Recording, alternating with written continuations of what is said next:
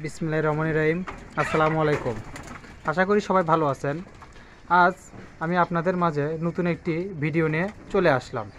আজকের ভিডিওর উদ্দেশ্য নতুনদের জন্য, অর্থাৎ যারা নতুন কবুতর পালক তাদের উদ্দেশ্যে আজকে আমার এই ভিডিওটা করা। আমরা যারা নতুন কবুতর পালবো ভাবতেছি অথবা কিনতে যাব নতুন, আসলে কবুতর আগে কখনো পালি নাই, প্রথমবারের মতো হাটে বা বাজারে যে কবুতর সংগ্রহ করতে চাচ্ছি তাদের জন্যই আজকে আমার এই ভিডিওটি করা। আসলে অনেকেই নতুন যারা পালক আছে, যারা চিন্তা ভাবনা করতেছে কবুতর পালবে, তারা অনেকেই জানে না আসলে একটি সুস্থ কবুতরের কী কী বৈশিষ্ট্য রয়েছে। আজ সেই বিষয় নিয়ে আলোচনা করব। তো চলুন শুরু করা যাক। সর্বপ্রথম আপনারা যারা নতুন পালক বা প্রথমবার হাট বাজারে কবুতর সংগ্রহ করতে যাচ্ছেন, তারা সর্বপ্রথম যে জিনিসটা খেয়াল করবেন সেটি হচ্ছে কবুতরের চোখ। আপনারা কবুতরের চোখটা খেয়াল করে দেখবেন যে কবুতরের চোখটা আসলে চকচকা আছে কিনা, অর্থাৎ কবুতরের চোখে কোনো প্রকার আঠালো পদার্থ বা পানি জাতীয় কিছু আছে কিনা, অথবা চোখ ফোলা বা চোখ বন্ধ এরকম কিছু আছে কিনা। যদি আপনারা খেয়াল করেন যে কবুতরের চোখ ফোলা বন্ধ বা আঠালো পদার্থ চোখ দিয়ে বের হচ্ছে, তাহলে সেসব কবুতর আপনারা নেওয়া থেকে বিরত থাকবেন। দ্বিতীয়ত যে বিষয়টি খেয়াল করবেন সেটি হচ্ছে কবুতরের পালক। আপনারা দেখবেন একটি সুস্থ কবুতর সবসময় তার পাখাটা উপর দিকে স্বাভাবিকভাবে যেরকম থাকবে, পাখাটা ঝুলানো থাকবে না এবং পালকগুলো থাকবে খুবই চকচকা টাইপের।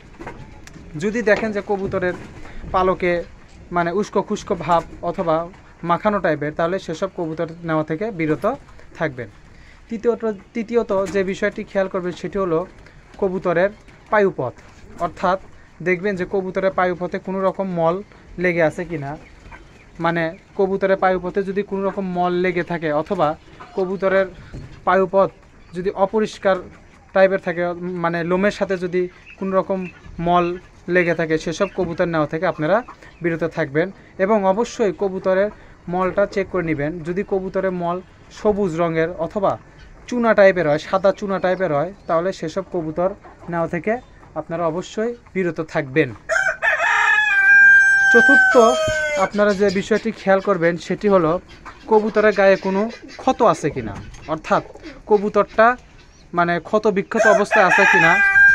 অনেক সময় দেখা যায় যে কবুতরের শরীরে ক্ষত থাকে অনেক জায়গায়, ওরকম ক্ষত সুস্থ কবুতরের কোনো সময় গায়ে ক্ষত থাকবে না। এরকম যদি আপনারা দেখেন যে কবুতরের গায়ে ক্ষত আছে, তাহলে সেসব কবুতর নেওয়া থেকে অবশ্যই বিরত থাকবেন। তারপরে আপনারা যে বিষয়টি লক্ষ্য করবেন সেটি হলো কবুতরটা আসলে চঞ্চল টাইপের কিনা। একটি সুস্থ কবুতর খাঁচায় অথবা মুক্ত অবস্থায় কখনোই ঝিম ধরে থাকবে না। যদি আপনারা দেখেন যে কোনো কবুতর খাঁচায় এক কোনায় চুপচাপ ঝিম ধরে, অথবা মুক্ত অবস্থায়ও যদি হয়, যদি চুপচাপ ঝিম ধরে থাকে অথবা গা ফুলে থাকে, তাহলে সেই সব কবুতর নেওয়া থেকে বিরত থাকবেন। কারণ একটি সুস্থ কবুতর সবসময় চঞ্চলতার মতো থাকবে এবং তার এনার্জি হবে সবসময় ফুল। অর্থাৎ সেই কবুতরগুলো কোনো সময় ঝিম ধরে বা গা ফুলে দাঁড়িয়ে থাকবে না, সবসময় একটু লাফালাফি ঝাপাঝাপি করবে, সেটা যে কোনো পরিস্থিতিতে। তারপরে আপনারা যে বিষয়টি খেয়াল করবেন, আসলে এটা একটি গুরুত্বপূর্ণ বিষয়, কবুতরটা ঠিক মতো খাচ্ছে কি না। যদি এমন দেখেন যে কবুতরটি ঠিক মতো খাচ্ছে না, খাবার দেওয়ার পরেও খাচ্ছে না, অন্যান্য কবুতর হয়তো খাচ্ছে কিন্তু ওই কবুতরটা খাচ্ছে না, তাহলে সেসব কবুতর নেওয়া থেকেও বিরত থাকবেন, কারণ তার মধ্যেও সমস্যা থাকতে পারে।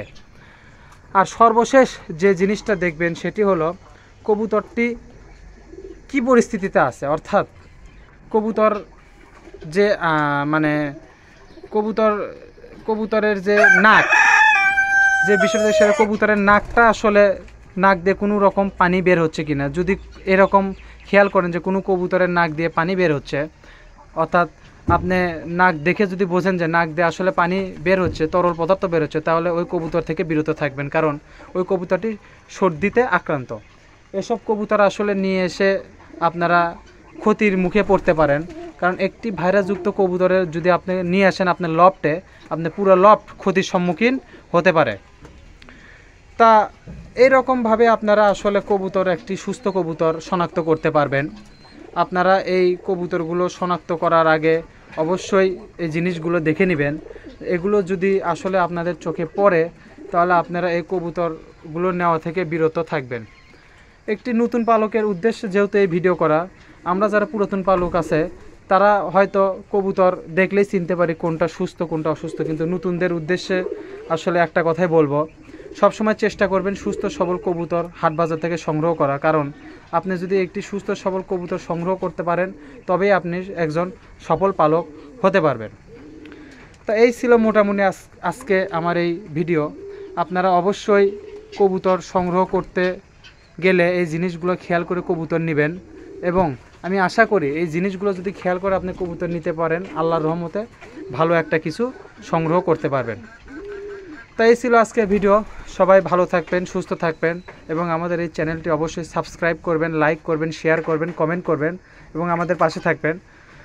অন্য কোনো ভিডিওতে আবার কোনো একটা টপিক নিয়ে অবশ্যই দেখা হবে। ততক্ষণ সবাই ভালো থাকেন, সুস্থ থাকেন। আল্লাহ হাফেজ। আসসালামু আলাইকুম।